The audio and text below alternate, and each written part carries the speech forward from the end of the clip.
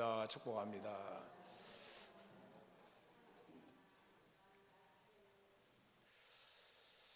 남쪽에서부터 꽃이 피고 있다는 소식이 들려오고 있습니다.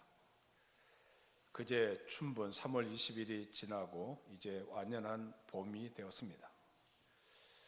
농부는 새로운 소망을 가지고 밭을 갈고 씨를 뿌리는 일을 해야 할 때입니다.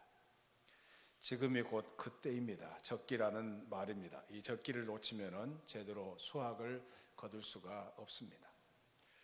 농사를 짓는 사람의 말에 의하면 농사를 잘 짓기 위해서는 다음과 같은 몇 가지 기본 조건이 있어야 한다고 합니다. 첫째는 땅이 좋아야 하고, 둘째는 종자가 좋아야 되고, 세 번째는 정성 어린 수고가 있어야 하고, 네 번째는 적당한 물과 바람과 햇빛이 있어야 한다고 했습니다.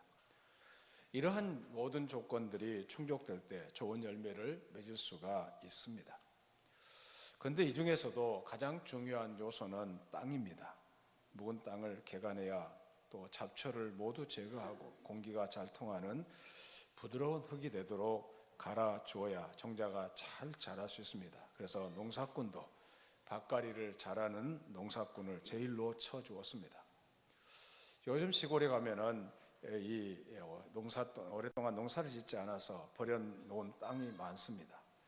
40년, 50년 전만 해도 찢어지도록 가난해서 보릿고개를 걱정해야 하는 시기가 있었기 때문에 산자락에 있는 조그마한 돌밭도 그냥 내버려 두지 않았습니다. 전부 돌을 걷어내고 그 얕은 흙에 고구마나 호박, 그 무엇이라도 심어서 배를 채우려고 애썼기 때문에 묵은 땅 구경하기가 힘들었습니다. 그러나 지금은 잘 살게 되어서 그런지 근교에 조금만 나가도 농부들의 전혀 손을 쓰지 않아서 잡초가 우거지고 가시덤불이 여기저기에 나 있는 그런 묵은 땅을 자주 구경할 수가 있습니다. 땅이 묵어지면은 딱딱해지고 그 위에서 자라서는 안 될 온갖 가시떨기와 잡초들이 우거지게 됩니다. 저도 한 3년 동안 조그만 그 밭을 갖고 본 적이 있는데요. 이 풀과의 싸움, 잡초와의 싸움이라는 것을 많이 느꼈습니다. 결국은 그 땅은 잡초를 제거하지 않으면 땅은 황폐화되고 맙니다. 이것은 마치 우리의 마음과 똑같습니다. 우리의 마음도 내버려두면 굳어지고 강팍해지고 자라서는 안 될 온갖 잡초들이 생겨나고 가시가 자라게 됩니다.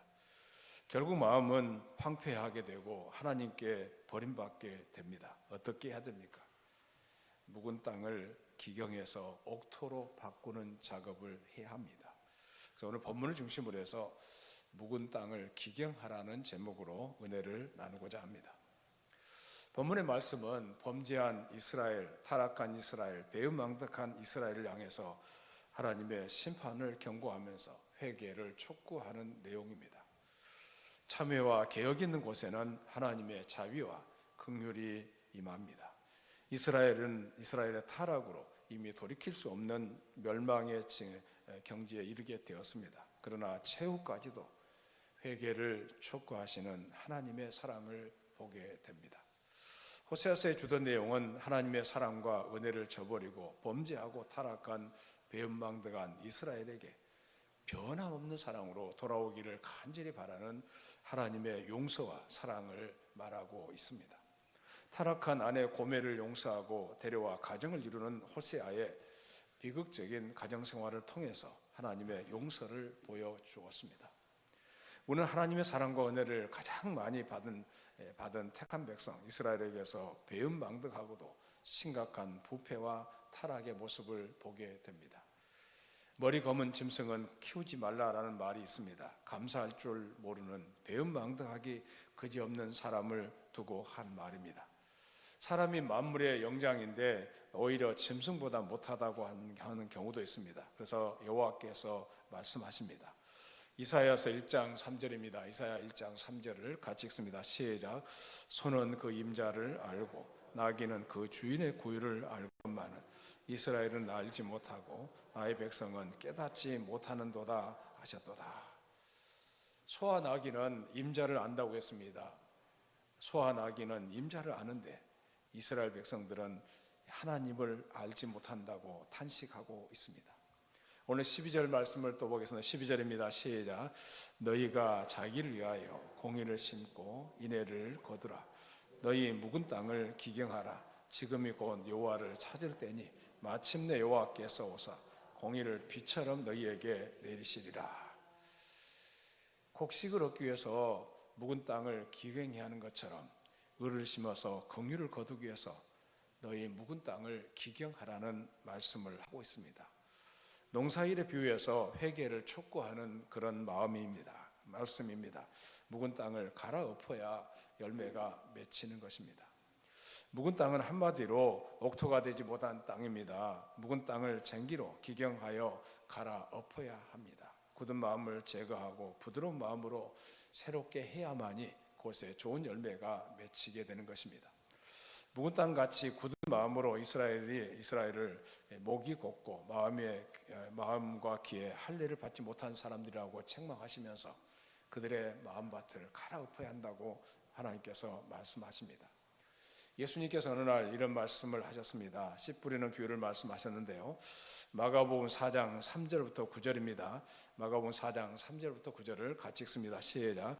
들으라. 씨를 뿌리는 자가 뿌리러 나가서 뿌릴새 더러는 길가에 떨어지매 새들이 와서 먹어버렸고 더러는 흙이 얕은 돌밭에 떨어지매 흙이 깊지 아니하므로 곧 싹이 나오나 해가 돋은 후에 다시 타서 뿌리가 없으므로 말랐고 더러는 가시떨기에 떨어지매 가시가 자라 기운을 막음으로 결실하지 못하였고 더러는 좋은 땅에 떨어지매 자라 무성하여 결실하였으니 30배나 60배나 100배가 되었느니라 하시고 또 이르시되 들을 기 있는 자는 들으라 하시니라. 예수님께서 하신 말씀이 무엇입니까? 밭의 중요성을 말씀하고 있습니다. 그리고 밭에 뿌린 씨는 모두 동일하지만은 그 씨를 받아들이는 밭의 상태에 따라서 열매가 각각 다르게 나타난다는 것을 말씀합니다. 이 씨 뿌리는 비유를 말씀하시고 이 비유에 대한 해석을 또 해주셨습니다. 마가복음 4장 14절부터 20절까지 말씀을 같이 읽습니다. 시작. 뿌리는 자는 말씀을 뿌리는 것이라. 말씀이 길가에 뿌려졌다는 것은 이들을 가리킴이니 곧 말씀을 들었을 때 사탄이 즉시 와서 그들에게 뿌려진 말씀을 빼앗는 것이요 또 이와 같이 돌밭에 뿌려졌다는 것은 이들을 가리킴이니 곧 말씀을 들을 때 즉시 기쁨으로 받으나 그 속에 뿌리가 없어 잠깐 견디다가 말씀으로 인하여 환난이나 박해가 일어나는 때에는 곧 넘어지는 자요 또 어떤 이는 가시떨기에 뿌려진 자니 이들은 말씀을 듣기는 하되 세상의 염려와 재물의 유혹과 기타 욕심이 들어와 말씀을 막아 결실하지 못하게 되는 자요 좋은 땅에 뿌려졌다는 것은 곧 말씀을 듣고 받아 30배, 60배, 100배 결실을 하는 자니라. 다 땅이지만은 그 땅이라고 다 결실하는 땅이 아니라는 것입니다. 좋은 땅이 되어야만이 30배, 60배, 100배 결실을 한다고 말씀하고 있습니다. 가시떨기 밭이나 돌밭과 길가 같은 밭은 다시 기경해야 한다는 점을 암시하고 있습니다. 아마 농촌에서 자라신 분들은 농사를 조금이라도 지어보신 분이 있다면 이 말씀을 잘 이해할 것입니다. 땅이라고 하는 것은 아무리 좋은 땅이라고 할지라도 계속 돌보지 않으면 저절로 잡초가 나게 되는 법이고 저절로 땅도 굳어지게 마련인데 땅의 기경이라는 것이 매우 중요하다는 것을 말씀합니다. 오늘 본문에서 호세아 선지자도 이 점을 말씀하고 있습니다. 12절 말씀을 다시 한번 읽겠습니다. 12절입니다. 시작. 너희가 자기를 위하여 공의를 심고 인애를 거두라. 너희 묵은 땅을 기경하라. 지금이 곧 여호와를 찾을 때니 마침내 여호와께서 오사 공의를 비처럼 너희에게 내리시리라. 호세아 선지자가 사역하던 당시 이스라엘 백성들이 바로 그런 묵은 땅과 같은 상태가 되었다고 말씀합니다. 그 당시 여로보암 2세가 통치하던 북이스라엘은 외적으로 보면은 경제적으로 번영하고 국력도 강盛했던 시기였습니다. 그러나 그들의 내면 생활을 보면은 하나님을 공경하거나 사랑하는 마음이 없이 습관적이고 의식적인 제사만 드리면서 일상생활 속에서는 기복주의적인 생각으로 우상을 숭배하면서 사회적으로는 불의가 만연하고 도덕적으로 타락했던 그런 시대 사람들이었습니다. 그러면서 그들은 하나님이 자기 백성이라고 생각하면서 하나님께서 우리에게 큰 은혜와 축복을 내려줄 것이라고 생각했습니다. 거짓된 복을 생각하면서 살았던 것입니다. 이런 이스라엘 백성들에게 하나님은 호세아 선지자를 통해서 묵은 땅을 기경하라고 촉구하고 있습니다. 묵은 땅을 기경하라는 이 말씀은 바로 목이 곧은 백성으로 교만하고 완악하여 굳어진 마음의 밭을 갈아엎고 회개하면서 부드러운 마음으로 바꾸라는 것을 말씀하고 있습니다. 의를 심고 긍휼을 거두어야 한다는 것을 말씀합니다. 여호와를 찾으라는 것입니다. 그런데 이스라엘 백성들은 그러하지를 못했습니다. 오늘 13절 말씀 읽겠습니다. 13절입니다. 시작. 너희는 악을 밭가라 죄를 거두고 거짓 열매를 먹었나니 이는 내가 내 길과 내 용사의 많음을 의뢰하였음이니라. 하나님의 은혜를 저버리고 범죄한 이스라엘 백성들, 타락한 이스라엘, 배은망덕한 이스라엘이 그 마음밭에 뿌리고 거둔 열매를 말하고 있습니다. 농사의 자연법칙으로 교훈하는 내용입니다. 의를 심고 긍휼을 거두어야 할 이스라엘 백성들이 악을 심어 죄를 거둔다는 정책을 말씀하고 있습니다. 이스라엘 백성이 죄악으로 심어 거짓된 열매를 거두고 먹고 사는 것처럼 범죄하고 구체적으로 하나님을 멀리했던 이스라엘 백성들을 향해서 이렇게 살아서는 안 된다는 것을 말씀하고 있습니다.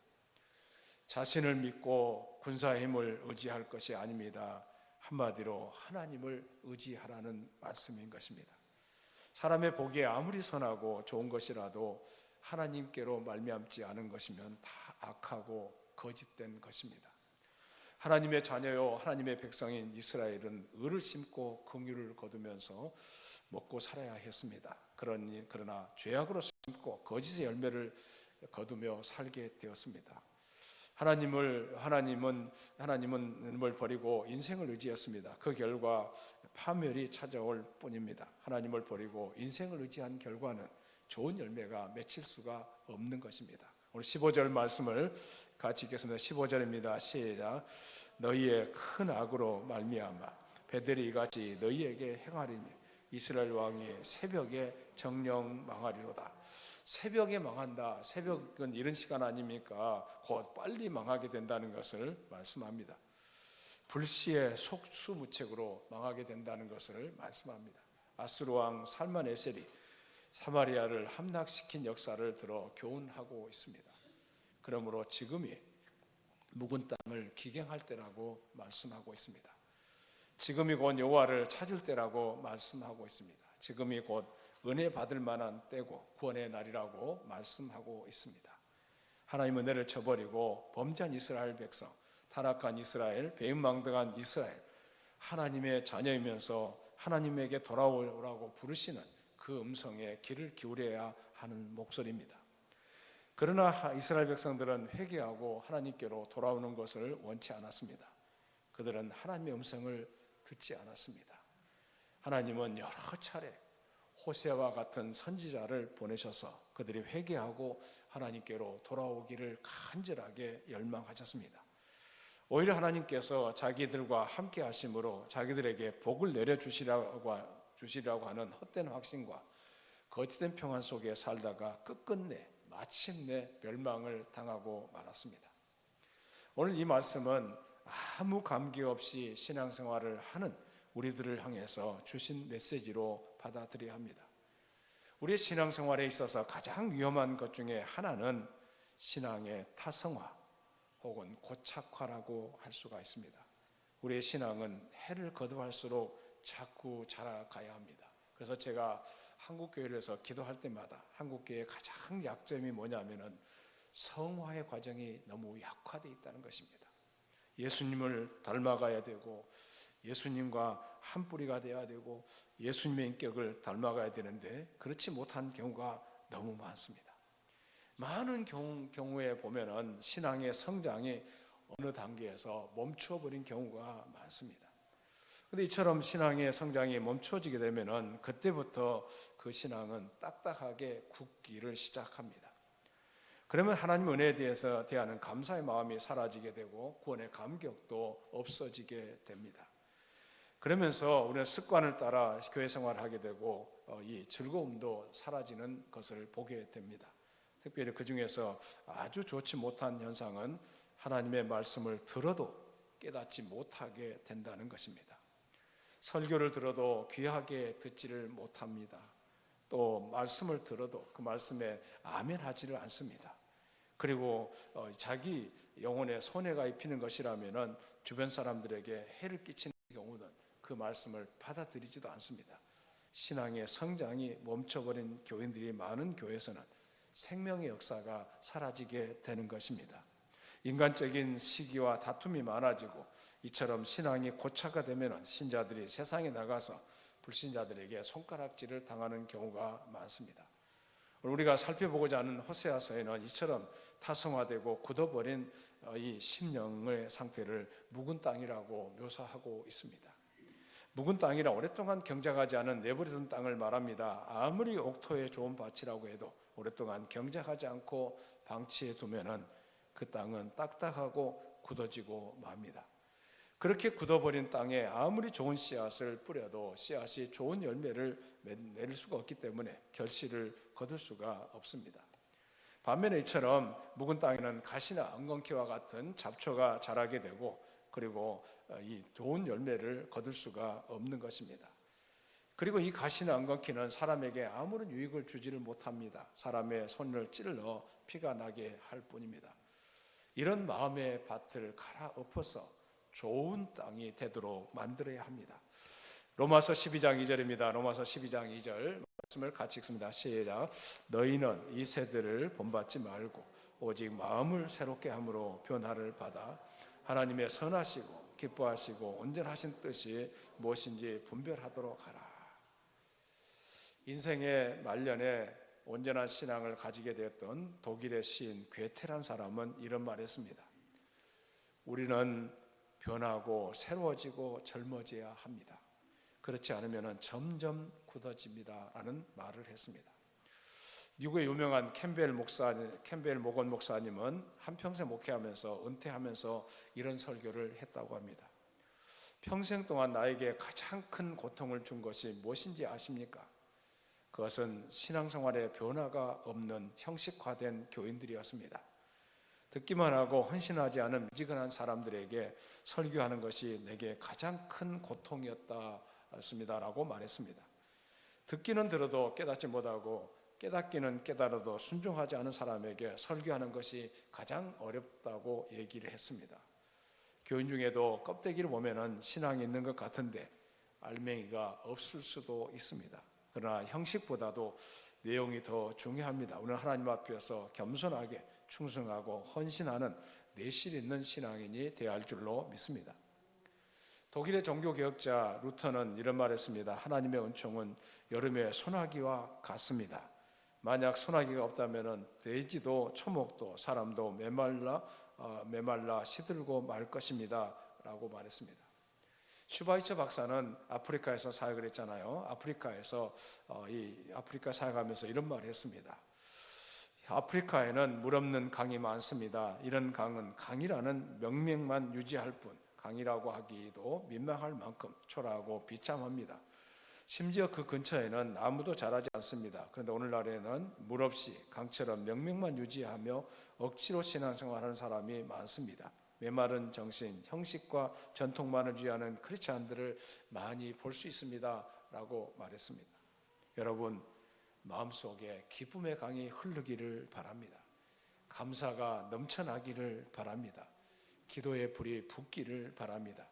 하나님 앞에 충성된 삶을 살아가야 할 줄로 믿습니다.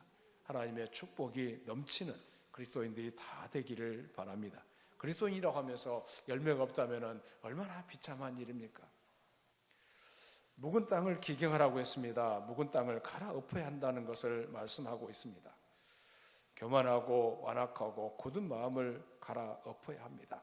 말씀의 능력과 성령의 전기로 갈아엎어서 굳은 마음을 제하고 부드러운 마음으로 바꾸어 가야 합니다.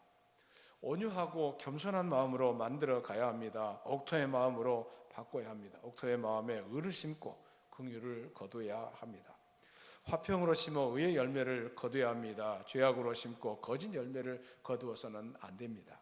그냥 두어서도 안 됩니다. 더러운 귀신이 사람에게서 나갔다가 거처를 찾지 못하고 다시 돌아와 보니까 깨끗하게 수리된 빈집이어서 저보다 더 악한 귀신 7을 데리고 들어와서 거처를 삼았다는 말씀을 성경에서 읽게 됩니다. 결국 갈아엎기 전보다 더 악한 결과를, 나쁜 결과를 가져왔습니다.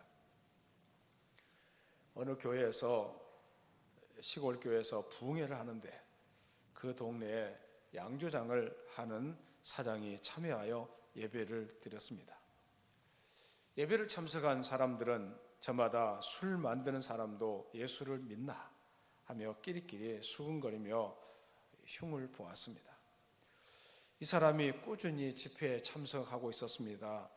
마침내 마지막 집회 때 성령께서 회개 영으로 역사하셨습니다. 사장은 눈물로 자신의 죄를 회개했습니다. 사장은 목사님께 물었습니다. 나는 양조업이 그렇게 부끄러운 일인 줄을 몰랐습니다. 이제 아셨으니까 팔아치우세요. 그만두셔야 하죠. 그러니까 이 양조장 주인이 뭐라고 한지 아십니까? 아닙니다. 제가 남에게 팔면 그 사람이 지옥에 가지 않겠습니까? 아예 문을 닫아버리겠습니다. 이것이 진짜 회개 아니겠습니까? 입으로 하는 회개가 아니라 생활로 실천하는 회개가 진정한 회개인 줄로 믿습니다. 회개를 잘하는 성도들이 돼야 합니다.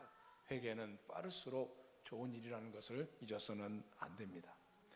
묵은 땅을 기경하는 말씀이 우리 교회를 향하여서 하나님이 요구하신 말씀이라고 받아들여야 합니다. 약동하는 힘과 부드러운 성령의 역사가 많이 사라졌다고 생각되지 않습니까? 깊이 회개함으로 묵은 마음을 경작해 가야 할 줄로 믿습니다. 역대하 7장 14절입니다. 역대하 7장 14절을 같이 읽습니다. 시작. 내 이름으로 일컫는 내 백성이 그들의 악한 길에서 떠나 스스로 낮추고 기도하여 내 얼굴을 찾으면 내가 하늘에서 듣고 그들의 죄를 사하고 그들의 땅을 고칠지라. 그러니까 하나님을 찾게 되면은, 하나님을 가까이 하게 되면은 이 하나님께서 그 땅을 고쳐주시겠다고 말씀합니다. 우리의 삶을 바꾸고 우리의 땅을 기경해 가면서 하나님이 기뻐하신 일을 하기 시작하면은 하나님께서 새로운 역사를 이루어 주실 줄로 믿습니다. 이렇게 땅을 기경하고 새로운 땅으로 만들어갈 때 하나님은 어떻게 말씀합니까? 호세아서 10장 12절 말씀을 다시 읽겠습니다. 호세아서 10장 12절 시작.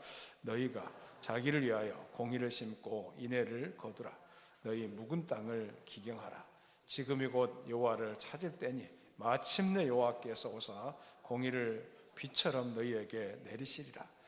하나님께서 을을 비처럼 내리시겠다고 약속하고 있습니다. 내 마음이 바르게 되고 하나님과 올바른 관계를 맺게 될 때 하나님의 은혜를 부어주시겠다는 약속의 말씀을 하고 있습니다. 하나님은 마음이 기경되고 깨뜨려진 자를 들어 쓰시고 은혜와 긍휼을 베풀어 주십니다. 사람은 깨어진 것을 버리지만은 하나님은 깨어진 것만을 쓰실 때가 많습니다. 이것은 하나님의 역설적인 법칙 중에 하나입니다. 사람들은 깨어진 그릇을 냉정하게 버리지만은 하나님께서는 그 깨진 그릇을 다시 빚어서 쓰시는 분이라는 것을 알게 됩니다. 묵은 마음을 기경하여 하나님의 축복과 은혜를 받으시기를 간절히 소원합니다. 척 웰 콜슨이라는 사람이 있었습니다. 미국에서 1931년부터 2012년까지 살았던 사람인데 이분은 미국에서 태어나서 법률가로서 성공적인 커리어를 쌓았습니다. 특히 리처드 닉슨 대통령의 특별 보좌관으로 일하면서 백악관의 핵심 권력 인물로 성장했습니다. 하지만 그는 워터게이트 사건에 깊이 연루되면서 인생의 전환점을 맞이했습니다. 불법 행위와 은폐에 가담한 사실로 결국 유죄 판결을 받고 수감하는 처지가 되었던 것입니다. 한순간에 권력과 명예를 모두 잃고 인생의 밑바닥으로 떨어지게 된 것입니다. 수감 전으로 그는 한 친구를 통해서 기독교 신앙을 접하게 되었고 C.S. 루이스가 쓴 책인 순전한 기독교를 읽으면서 큰 충격과 깨달음을 얻게 되었습니다. 결국 그는 눈물로 자신의 죄를 고백하고 예수 그리스도를 영접했습니다. 그리고 결국 그는 영접하면서 이 사건은 그의 삶을 완전히 바꾸는 결정적인 핵심의 순간이었습니다. 감옥 생활 속에서 그는 많은 재수자들이 절망 속에 있는 것을 보고 그들을 섬기하겠다는 마음이 생겼습니다. 출소 후에 그는 프리즌 펠로우십을 설립해서 교도소 선교원 단체를 만들었던 것인데요. 이것을 설립해서 전 세계 교도소 선교를 시작하여 기독교 변증과 사회 참여에도 적극적으로 나서면서 많은 저서와 강연을 통해서 2012년 소천할 때까지 회개한 죄인이 어떻게 쓰임받았는지를 보여주는 대표적인 인물이 되었습니다. 정말 주님 앞에서 회개하고 돌아서서 어떤 삶을 살게 되었는지를 말씀하고 있습니다. 여러분, 하나님 앞에서 회개한 죄인, 깨달은 사람, 말씀을 받아들이고 자신의 삶을 바꾸는 사람, 그런 사람들을 통해서 하나님의 위대한 역사가 이루어진다는 것을 알게 됩니다. 저는 제가 항상 말씀드리지만 늘 푸른교회 성도들은 회개를 잘하는 성도들이 다 되기를 축원합니다. 회개하셔야 됩니다. 우리가 잘못한 것이 얼마나 많습니까? 말로 지은 죄, 생각으로 지은 죄, 행동으로 지은 죄들도 얼마나 많습니까? 하나님 앞에서 내 자신을 한번 살피셔야 돼요. 하나님 앞에서 내가 무엇을 잘못했는지도 알아차리셔야 되고, 그거 회개가 안 되면은 우리는 심판으로 간다는 것을 아셔야 됩니다. 그래서 천국은 회개한 죄인이 가는 곳이지 회개하지 않은 죄인이 가는 곳이 아닙니다. 회개를 해야 천국에 갈 수 있다는 것을 알아야 됩니다. 우리가 하나님 앞에서 항상 회개하면서 우리의 부족함을 겸손하게 용서를 구하면서 하나님의 은혜를 구해야 될 줄로 믿습니다. 한 전도 집회에서 술 주정뱅이가 회심하고 대중 앞에서 간증을 하고 있었습니다. 저는 심한 알코올 중독자였습니다. 그런데 저는 주님을 영접하고 며칠 전부터 술에서 자유하게 되었습니다. 이 간증을 하고 있을 때 한 청년이 비웃으면서 말했습니다. 저건 정신 빠진 사람들의 꿈 이야기에 불과하다. 며칠 지나면 또 술을 마실 것이다. 꿈이란 말이야. 그때 11살 난 아이가 그에게 불쑥 나서면서 말했습니다. 그것이 꿈이라면 깨어나지 말게 해주세요. 저분이 우리 아빠예요. 복음의 변화는 꿈 같지만은 꿈이 아닙니다. 이제 묵은 땅을 기경하여 부드럽고 기름진 땅에 을을 심어야 될 줄로 믿습니다. 그러면은 긍휼을 거두게 될 줄로 믿습니다. 화전민이라는 말을 들어보셨을 것입니다. 화전민은 저 깊은 산 속에 가난한 사람들이 살면서 그 산을 그대로 불질러 버립니다. 지금은 이제 그런 화전민이 없어졌지만은요. 나무를 베고 불을 질러서 새까맣게 태운 다음에 그것을 갈아서 거기에다가 농사를 지어 먹고 사는 사람들이 화전민입니다. 여기다가 씨를 뿌리려면은 불을 질려야 하고 다 태워버리고 그리고 돌을 제하고 좋은 흙, 좋은 토양이 나올 때까지 수고한 다음에 소중한 종자를 뿌려야 합니다. 묵은 땅을 갈아엎고 가시덤불을 제거하고 파종할 때 많은 열매를 맺게 되는 줄로 믿습니다. 사랑하는 여러분, 우리의 묵은 마음밭을 제거하고 기름지고 새로운 땅으로 만들어 가야 할 줄로 믿습니다. 마음밭이 좋은 땅이 되면은 30배, 60배, 100배 열매가 맺히게 되는데 좋은 말씀이 아무리 많이 선포된다고 할지라도 여러분도 얼마나 많은 설교를 듣습니까? 저를 통해서도 듣지만은 유튜브를 통해서도 들을 것이고 많은 설교를 들을 것입니다. 그런데 그 말씀들이 나에게 열매가 맺히지 못한다면 무슨 의미가 있습니까? 여러분 마음밭을 좋은 밭으로 바꾸셔서 좋은 말씀을 받아들여서 많은 열매를 맺는 그런 주의 종들이 되기를 주의 이름으로 축원합니다. 살아계신 하나님 감사합니다. 우리의 마음밭을 돌아봅니다. 우리가 돌밭과 같은지 길과 같은지 그리고 가시떨기 같은 밭인지 한번 돌아보게 하여 주시옵소서. 이제 봄이 되었습니다. 우리의 마음밭을 갈아엎어서 좋은 마음밭이 되어서 좋은 열매가 맺힐 수 있게 하여 주시옵소서. 하나님, 우리를 새롭게 하여 주시옵소서. 이대로 망할 수는 없습니다. 이대로 끝장을 볼 수는 없습니다. 회개해야 우리의 마음밭이 옥토가 된다는 말씀을 들었습니다. 하나님, 우리를 고쳐주시옵소서. 우리의 가정을 고쳐주시고 교회를 고쳐주시고 하나님의 말씀대로 순종하는 그런 교회 성도들이 다 되게 하여 주시옵소서. 오늘도 말씀을 통해서 우리가 은혜를 받았습니다. 말씀대로 살아내게 하여 주시고 말씀대로 순종하면서 하나님의 은혜와 하나님의 덕을 체험하게 하여 주시옵소서. 예수님 이름으로 기도드리옵나이다. 아멘.